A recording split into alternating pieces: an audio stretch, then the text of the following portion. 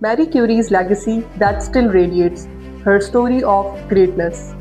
Before Marie Curie changed science, she changed one dangerous idea that atoms were untouchable, that women are incapable, and that suffering ends ambition.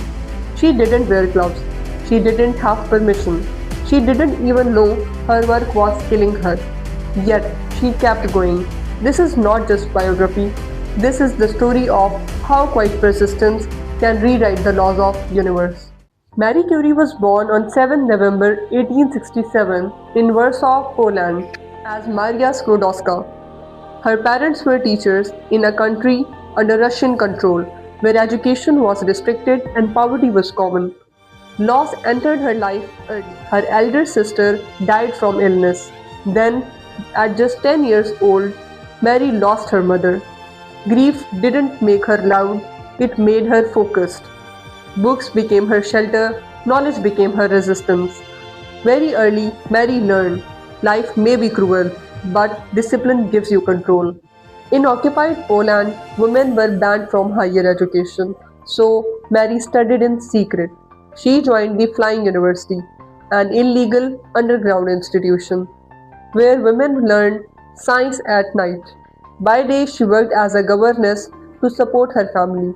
She was tired, unrecognized, invisible to the system. But while society ignored her, she was quietly building a mind strong enough to challenge it. At 24, Mary moved alone to Paris. She lived in a freezing attic room, ate little, sometimes fainted from hunger. Yet, at the Sorbonne, she achieved what few could. Graduated first in physics 1893, earned a master's in chemistry in 1894, became the first woman to earn a doctorate in Paris. This wasn't luck. This was controlled suffering in pursuit of purpose. Discomfort didn't stop her, it refined her. In Paris, Marie met Pierre Curie, a physicist known for work in magnetism and piezoelectricity. He didn't compete with her, he collaborated. They married in 1895, forming one of the history's most powerful scientific partnerships. Inspired by Henry Becquerel, discovery of mysterious rays, Mary went further. She proved something revolutionary. Radiation comes from inside the atom itself, not from chemical reactions. Atoms were no longer indivisible. Science would never be the same. In 1898, after endless physical labor, they discovered polonium, named after her oppressed homeland, and radium. Mary coined a new word for science, radioactivity. In 1903, she won the Nobel Prize in Physics, shared with Pierre Curie and Henry Becquerel. She became first woman to receive a Nobel Prize. Critics whispered she only followed her husband. Mary responded with silence and more work. In 1906, Pierre Curie died in a road accident. Mary collapsed in grief, but not in purpose.